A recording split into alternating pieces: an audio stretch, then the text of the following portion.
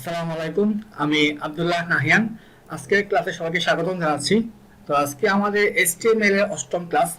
তো আজকে পর্বে আমরা সিমান্টিক এলিমেন্টস নিয়ে আলোচনা করব। তো সিমান্টিক এলিমেন্টস জিনিসটা কি ওইটা আমরা বুঝার চেষ্টা করি আগে। তো এখানে একটু যদি দেখে আসি যে সিমান্টিক এলিমেন্টস জিনিসটা কি। যেখানে দেখা আছে কি সিমান্টিক এলিমেন্ট সেটাই বোঝায় যেটা একটা ক্লিয়ার একটা মিনিং আছে, যেটা একটা অর্থবোধক। যেটা খেয়াল করবেন যে ব্রাউজার বা আমরা যে সার্চ ইঞ্জিন গুগল বলি সবাই কিন্তু রোবট। একটা রোবট তাকে যা বোঝানো হয় তাই সে বুঝে। এখন যখন আমরা যদি লিখি যে নন সিমান্টিক যেমন ডিপ স্প্যান, এগুলোর মানে কিন্তু আমরাই বুঝবো, মানে মানুষ বুঝবে, কিন্তু রোবট জাতীয় যারা আছে তারা বুঝবে না। তো তাদের যে এখানে জিনিসটা কনফিউশন হয়ে যাবে। যেমন ডিভ আমরা বিভিন্নভাবে ইউজ করতে পারি, স্প্যান ইউজ করতে পারি, কিন্তু এটা কোনো মানে নাই কেন ইউজ করা হয়েছে। আবার সিমান্টিক এক্সাম্পল যেমন আমরা ফর্ম টেবিল বা ইউজ করছি, এগুলো কি একটা ক্লিয়ার একটা মিনিং আছে। যেমন ফর্ম মানে কি, অবশ্যই এটা একটা ফর্ম মানে যেখানে ইউজার ডাটা সাবমিট করবে। টেবিল কি, একটা টেবিল আকারে ডাটা শো করানো হয়, যেটা ব্রাউজার বা সার্চ ইঞ্জিন বুঝতে সুবিধা হয়। তো আমরা বুঝলাম যে সিমান্টিক এলিমেন্ট জিনিসটা কি আসলে। তারপর আসি কেন আমরা ইউজ করবো। তো যেটা HTML বর্তমানে হচ্ছে HTML5। তো আগে ছিল HTML4.01 বা সংক্ষেপে বলা হয় HTML4 বলা হয়। তো এখানে বলা আছে HTML4 ডেভেলপারসরা ইউজ দেয়ার ওন মানে নামগুলো ইউজ করতো। যেমন কি ক্লাস হচ্ছে হেডার, টপ, বটম, ফুটার, মেনু, নেভিগেশন এক্সেট্রা, মানে ইচ্ছা মতো যা যেটা ইচ্ছা ইউজ করতো। যেমন deep class top, deep class bottom, deep class menu, deep class header, হ্যান তেন সবকিছু ইউজ করতো। কিন্তু এটা তো রোবট বোঝার কথা না যেটা মানে কি। তো এটা সমাধান করার জন্য তখন কি হয়, সার্চ ইঞ্জিন স্পেসিফিক পেজের কন্টেন্ট পাওয়া তার জন্য মোটামুটি অসম্ভব হয়ে যায়। তো আমরা যারা এসইও সম্পর্কে আইডিয়া আছে সেটা জানেন যে আমি যখন গুগলে সার্চ দিই তখন সে এসইও সাথে বিভিন্ন ওয়েবসাইট আমার ডাটা তথ্য সহ করে। তার মানে কি সার্চ ইঞ্জিন আমাদের ওয়েবসাইটে কন্টেন্ট পড়ে মানে রিড করে। সেগুলো করতে বুঝতে না পারে তো তার বোঝার কথা না। তখন গিয়ে সে প্রপার জিনিসটা বুঝতে না পারে উল্টাপাল্টা ডাটা দেখানোর সম্ভাবনা বেশি এবং আমারটা নাও দেখাতে পারে। ওইটা সমাধান করার জন্য আছে সিমেন্টিক এলিমেন্টস, মানে সিমেন্টিক বলা যায় কিছু ট্যাগ, নতুন কিছু ট্যাগ সৃষ্টি করা হয়েছে যেগুলো অর্থবোধক। তো কি কি ইউজ করেছে আমরা লিস্টে দেখে আসি। আমরা একটা এই যে হাত দেওয়া আছে, এই যে ট্যাগ আর্টিকেল, অ্যাসাইড, ডিটেলস, ফিক ক্যাপশন, ফিগার, ফুটার, হেডার মতো অসংখ্য এইগুলো অ্যাড করা হয়েছে। অসংখ্য বলে না, মোটামুটি এই কটাই।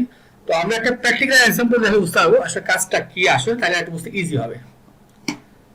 তো আমার কাছে একটা ওয়েব পেজ ডিজাইন করা আছে। এখানে এই যে একটা ওয়েব পেজ নরমাল HTML এর ডিজাইন করা আছে। আমি যেটা কোডটা দেখে আসি আমাদের কোডটা এখন সব কিন্তু ডিভ আকারে নেওয়া হয়েছে। আগে তো আছে ডিভ ক্লাস হেডার। আমার যদি আমি হেডার নাইস করে যদি ASDFGH ইউজ করতাম তাতে সমস্যা ছিল না। আমরা কি করতাম, CSS এ গিয়ে ডট এটা লিখে নিতাম।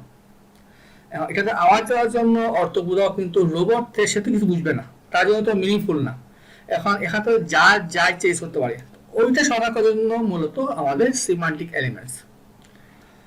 তো প্রথমে কি আছে আমরা দেখি কোনটা ইউজ করা যায়। এখানে ABC একটা সি একটা দেওয়া আছে। তো আমরা প্রথমে ইউজ করবো আমরা মেইন যে ট্যাগটা আছে মেইন, ওইটা মানে কি, এটা হচ্ছে ফুল যে ডকুমেন্টটা যার আন্ডারে আছে, যেমন আমাদের ফুলটা কার আন্ডারে আছে আমরা খেয়াল করি। আমাদের এই যে ডিপ ক্লাস এরিয়ার ভিতরে আমাদের ফুল পার্টটা আছে, মানে ফুল ডকুমেন্ট।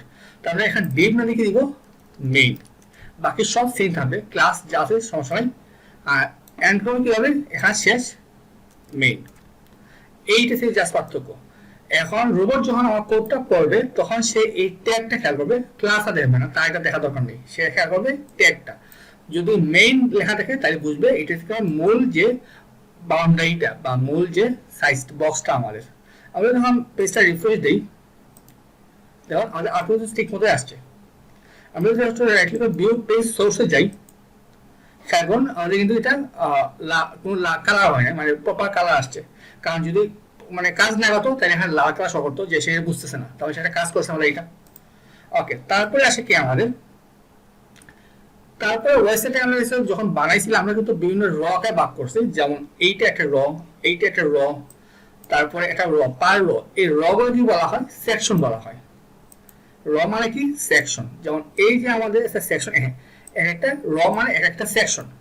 তো আমরা খেয়াল করি আমাদের সেকশন কোনটা, সবসময় প্যারেন্ট হবে সেকশন, ইনার কিন্তু সেকশন না, এটা সবসময় মাথায় রাখবেন।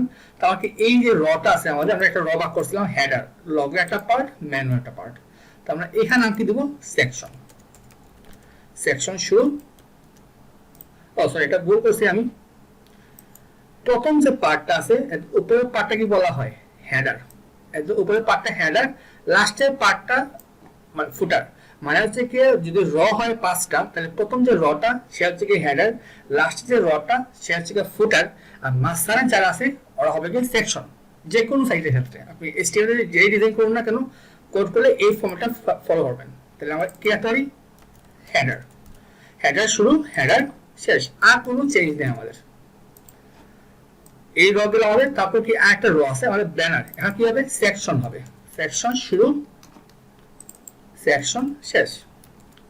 তাই বসাই দিই, আর কি আছে আমাদের, এবং রটা কি আমাদের সার্ভিসেস, আমি এখানে বসাই সার্ভিসেস শুরু, শেষ কোন জায়গায় আমাদের, আমাদের এই জায়গায় শেষ। খেয়াল করবেন র শুরু এবং শেষ, এর বাইরে কিছু না, ভিতরে হবে না কিন্তু।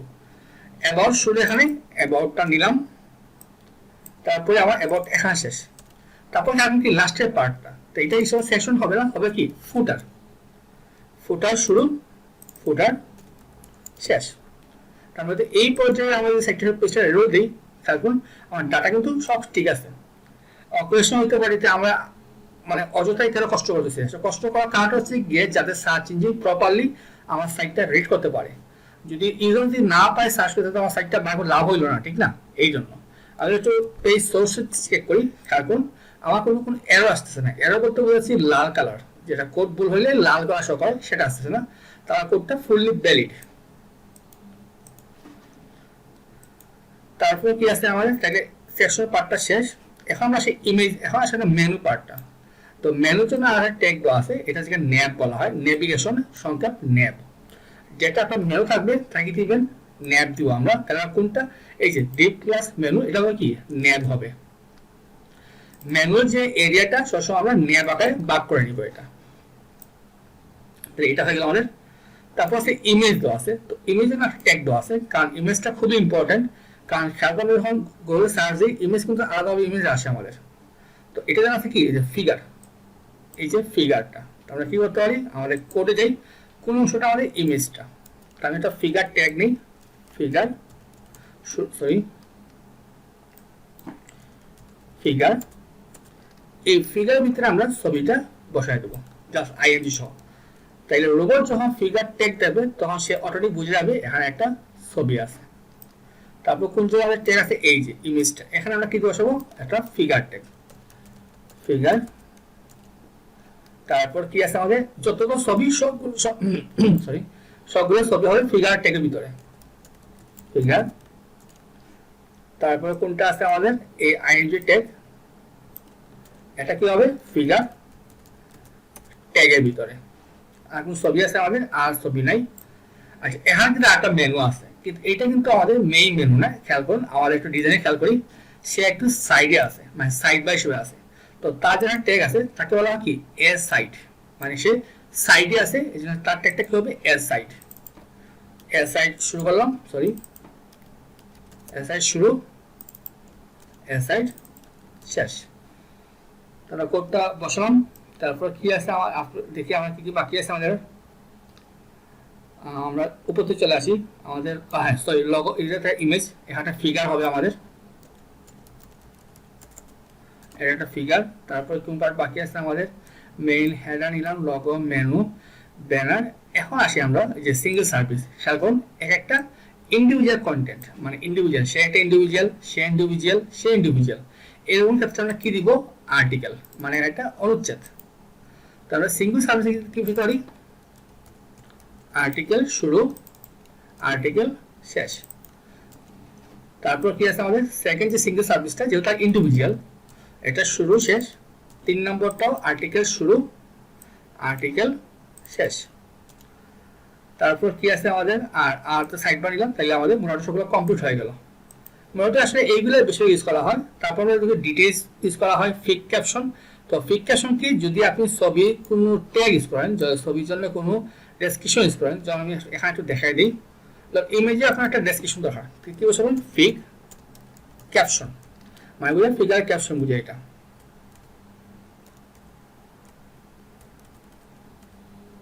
আচ্ছা একটা সেকেন্ড, আচ্ছা এটা আমার বাইরে হবে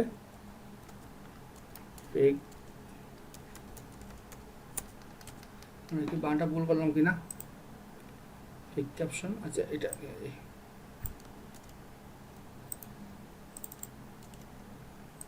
ফিগ ক্যাপশন শুরু আর শেষ, তাহলে এটা ভিতর বসবে, আসলে ইমেজের সাথে বসবে এটা, যেহেতু ইমেজে এটা পার্ট।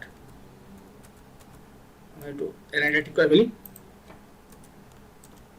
আমাদের এটা আমার দুইবার চলে আসছে, লেখা কি ইমেজ টাইটেল। এখন পেস্ট দিই, এখন চলে আসছে ফিগ ক্যাপশন মানে ছবি ক্যাপশন। তাই সে অটোমেটিক বুঝবে এই ছবি ক্যাপশন কি, এটা তার ক্যাপশন।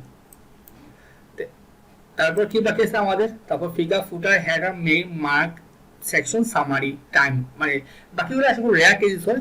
আমাদের বেশি ইউজ হবে আমাদের aside, fig caption, figure, footer, header, main, ন্যাব, section, এগুলো আসলে মোটামুটি বেশি ইউজ করা হয়। তো আমরা চেক করে ফেলি আমাদের কোডটা সব ফুললি ভ্যালিড কিনা দেখার জন্য আমরা HTML চেক করি, যে HTML ভ্যালিড লিখে সার্চ দিই, যেমন যা লিখলাম কোডটা আসলে ভ্যালিড কিনা, মানে অফিসিয়ালি চেক করি আমরা। তো আমাদের যে কোডটা আছে আমি কন্ট্রোল কপি করি, তারপর আমরা ডিরেক্ট ইনপুটে যাই, একটু পেস্ট করি, দেখি চেক করে। আচ্ছা এখানে একটা সেকশন, আমাদের একটা ব্যানার কোনো হেডিং নেই, তো এখানে একটা খেয়াল করতে হবে সেকশন মানে আপনার একটা আমাদের লাগবে, হেডিং লাগবে। দুইটা ওয়ে আছে, হয় আমাদের এটা ডিভে কনভার্ট করতে হবে আমাদের, যেহেতু এটা কোনো ফিগার ভিতরে নেই ডিভ, অথবা আমরা একটা ব্ল্যাঙ্ক একটা হেডিং রাখতে পারি, ধরুন NBSP, এটা ব্ল্যাঙ্ক একটা হেডিং রাখতে পারি, অথবা এটাকে ডিভে কনভার্ট করতে পারি, যে কোনো একটা আপনি করতে পারেন। এখন আমরা যাই, পেস্ট করি, তাহলে কি document complete checking, no errors or I need to show, তাই আমাদের কোডটা ফুললি 100% পারফেক্ট। কারা বললো, যারা W3C মানে কি ওয়ার্ল্ড ওয়াইড ওয়েব, ওদের যে অফিসিয়াল সাইটটা আমরা চেক করলাম, তাহলে আমার সাইটটা ফুললি, মানে এখন আমরা বলতে পারি আমার সাইটটা ফুললি HTML কনভার্ট হয়ে গেল, মানে একদম লেটেস্ট যে ভার্সনে HTML আমরা ওই ভার্সনে কোডটা আমরা করলাম এখন। তো আসলে সব বুঝতে পারছেন, ওটা ভালোভাবে প্র্যাকটিস করবেন, কারণ খুবই ইম্পর্টেন্ট, যে কোনো প্রজেক্ট করার সময় অবশ্যই এটা মেনটেন করবেন HTML5টা, তাইলে আমাদের লেটেস্ট যে মানে স্ট্যান্ডার্ড অনুযায়ী কোডটা হবে আর কি। তো আগামী ক্লাস দেখার আমন্ত্রণ রইল, সবাই ভালো থাকুন, আসসালামু আলাইকুম।